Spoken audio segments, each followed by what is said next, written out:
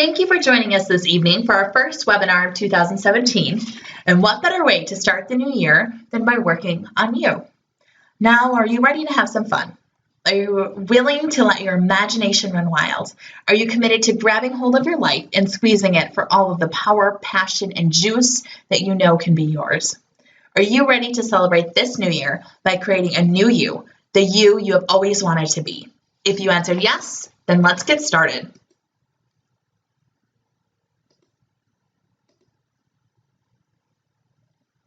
Tonight is about learning how to set and achieve your goals. Many people in life know what they should do, but they never do it. The reason is that you're lacking the drive that only a compelling future can provide. The law of life is a law of growth. If you choose not to grow, you begin to die. Most people are too busy making a living, doing the day-to-day things to really live life fully and dynamically. Tonight is your opportunity to let go and dream at the highest level, to brainstorm out the wildest possibilities, and in doing so, to possibly discover something that you will allow to push your life to the next level. What I'm going to ask you to do this evening is unlock your imagination and throw away all common sense and act like you are a kid again. A kid you can literally have and do whatever you want. As a kid, you can create mental, physical, spiritual, and emotional abundance. Now, let's talk about goals. The first and most important thing we need to clarify about goals is the difference between goals and purpose. The dictionary defines purpose as that which is set up as an objective to be reached or accomplished, the use for which something is intended, its reason for being, an end or aim. Goal is defined as the point set at the end of a race, an end towards which one directs his exertions, an aim or objective. As you can see, the two could be considered very similar. Purpose is often referred to as the primary goal of any endeavor. The definition I like to use for purpose is the reason for being. The reason creates a context or an environment in which we live our lives. It is also a motivating force for all that we do. Purpose is without an end. It continues for as long as the project does or for as long as you do. If your purpose goes on forever, well, then maybe you do too. Goals are specific, achievable, and measurable. They are the content within the context. Goals are the results that we produce in life, which have specific beginning and end. So let me give you the key. When you are aware of your purpose in life and are in tune or alignment with it, your goals are easily achievable within the time frame that we have laid them out. When we are out of alignment or off purpose, our goals seem to be outside of us or beyond our reach. So there is a difference. When you set a goal, you committed. Sometimes commitment can mean added stress to your life because now you have to do something, but it doesn't have to mean that. There is a difference between being stressed out and being the master of stress. Use stress to drive you in the direction you desire. It can generate tremendous transformation within you. By learning to utilize pressure and make it your friend instead of your foe, you can truly use it as a tool to assist you in living your life to the fullest. Now, one of the most simplest ways you can use pressure to your benefit is to enroll the people you respect to supporting you in your commitment to your goals. By publicly declaring that you'll do whatever it takes to achieve your goals, you'll find it more difficult to stray from your path when frustration or challenge sets in. Often, when you become tired or uncertain, you begin to feel like things aren't working out. Memories of your public announcement may keep you going, or your friends will assist you by holding you to a higher standard. You may find this a useful tool to help you continue on the road even when it gets bumpy. Now, live the dream. Many people go through life putting off their joy and happiness. To them, goal setting means that someday, only after they achieve something, will they be able to enjoy life to the fullest. The truth is that if we decide now to be happy, we'll automatically achieve more. While goals provide a magnificent direction and way of focus, we must constantly strive to live each day to its fullest, squeezing all the joy we can out of each moment. Don't measure your success or failure by your ability to achieve your goals, but rather by remaining on your right path and direction. If you continue to head in the right direction, you may not only achieve your goals, but a whole lot more. No one ever achieved a goal by being interested in its achievement. One must be committed. In fact, in studying the source of people's success, they found that persistence overshadows even talent as the most valuable and effective tool in creating and shaping quality of life. One of the most important characteristics of successful people is that they always have a burning desire to become someone greater than they are now. They realize, however, that this isn't always easy to maintain that desire throughout the year. So, to help you get started on your journey to success and to help you stay motivated, you must create a clear mental image, a visualization of what you want to achieve, and take deliberate action each and every day to bring it into reality. Successful people do things that unsuccessful people will do not, like working on their dream daily. Most people can't even tell you what their dream is because they haven't given it much organized thought. If you were to ask them what they did each day to try and achieve their goal or their dream, they'd probably say nothing.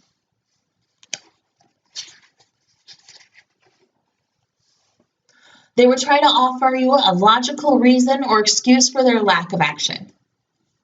They are just too busy. Or they are planning and actually only wishing to get around to it. Or the climate is just not right for them to make that first move. Or they are just waiting for the perfect time to present itself. Trust me, it's never going to be the perfect time. Because really, the time is now. Most people spend more time planning a birthday party or a vacation than they do planning their life. They don't realize that they have the power to fulfill their dreams if they would only devote themselves to their purpose. And so rather than take action, they hope or luck or fate to intervene on their behalf. On the other hand, successful people know that each person is responsible for his or her own success. They also know that to succeed, you must turn to your dreams into concrete goals and set out a plan to achieve them. Now that you know this, let's start the process. By categorizing goals, which is what we're going to do next, we're not attempting to separate them, but rather to connect them in a harmonious supporting network so that our goals become interrelated to each other. So in a moment, we are going to go over the 12 different life categories. Now, the 12 categories that follow define the person that I want to be, the things that I want to do, and the things that I want to have. You must first determine your starting place. If you called me today for directions because you wanted to come visit me at my cabin up north, what would be the first question that I ask you? Well, where are you? That's what you need to determine tonight in each area of your life. Where are you? So we're going to categorize these goals, and we're going to set them out to 12 different categories. So first, we're just going to define each category and what it is. First is career. This includes all the desires or dreams of your chosen pursuit. So what do you want to see as your life's work? Where do you want to take it? Maybe you have different levels of accomplishment you want to achieve, like advancing your career position or developing new skills. Financial. These are goals such as getting a raise, getting out of debt, building a certain net worth, retiring at a certain predetermined time or age with a given net worth, saving money effectively for a trip or something you want. Spiritual. These goals can be such as becoming part of a mastermind group, developing a prayer consciousness, having a spiritual experience, attending church regularly, reading the Bible daily, learning how to practice spiritual principles in all areas of your life. Now, physical. These goals could be eating right or being more selective about what you choose to eat, losing or gaining weight, improving your physical appearance, getting a new wardrobe, taking up exercise or joining a health club or spa, giving up smoking, or how about my favorite, becoming structurally and spinally healthy. Next is mental. These are goals such as enhancing your capacity for using your creative abilities and tapping into the mind's superpowers. Goals such as learning new skills or remembering names better, eliminating certain bad mental attitudes, taking additional classes that could be useful for your advancement, or most importantly, learning how to create an attitude of gratefulness and abundance in life. Next is family. This includes changing or clarifying roles in your family, such as relationships with your children, spouse, parents, or siblings, improving communication with your family or educating your children, or setting aside a few hours with your family to set goals for the new year. Next is personal relationships. These are goals such as developing a better relationship with your spouse, or obtaining a spouse or a relationship with the opposite sex, acquiring new friends, or releasing old negative relationships. Now for category 8, that's things you want to do, such as taking a cruise or vacation, climbing a mountain, writing a book, reading a book, or going deep sea fishing. Number 9 is things that you want to have, like a dream home, new furniture, new car, etc. Number 10 is things that you want to be. So you'll want to describe here the person that you want to become. Once you have described the new you, use words and pictures to form the ideal image of what you want. Number 11 is feelings.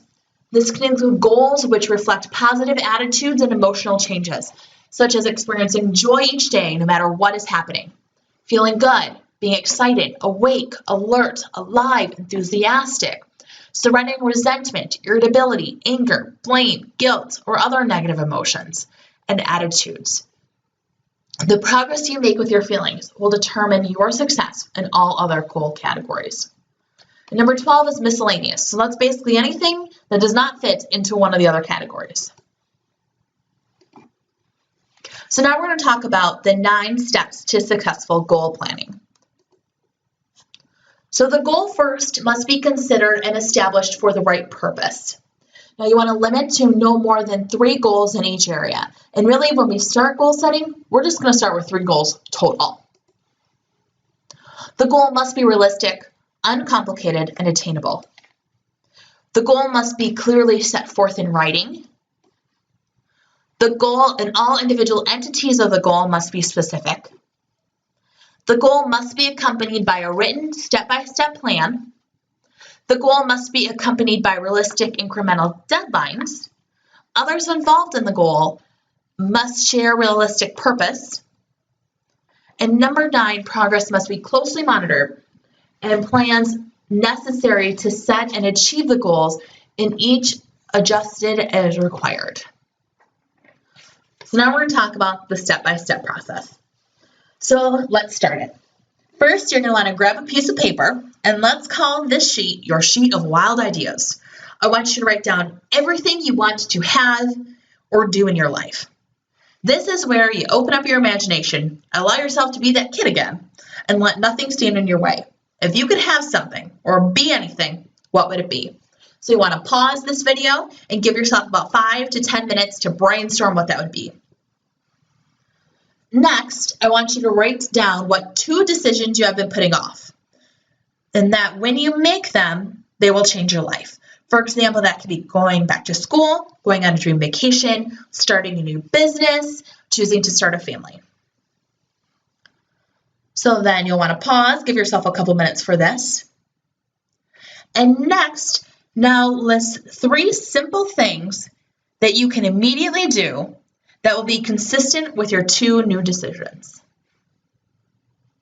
So that will help kind of push those along the way. So you want to pause and give yourself a couple minutes for this. And next, off the Wild Ideas sheet, pick 3 goals that motivate you the most. So you want to list each of these goals on a separate piece of paper. So when you pick these 3 goals, you want to make sure that each goal is specific and measurable. For instance, you don't want to say, like, I just want more money. You want to be specific. Like, I want to save $5,000 to purchase new furniture. So you have a specific dollar amount and even a reason why in there. And a goal must be specific because the mind reacts best when you have precise targets. So it's difficult to motivate yourself to achieve a goal that's just a goal. That's just something that's not zeroed in. So by zeroing in on 5,000, you give a clear bullseye for which to shoot for. It's also measurable, and you need that because you want to have a finish line, or you'll never know when you actually achieve your goal or not. Next, you want to set a deadline. For example, I will save $5,000 for new furniture by May 15th. This adds a sense of urgency and immediately puts you into action. Your goal statement is not complete without a deadline.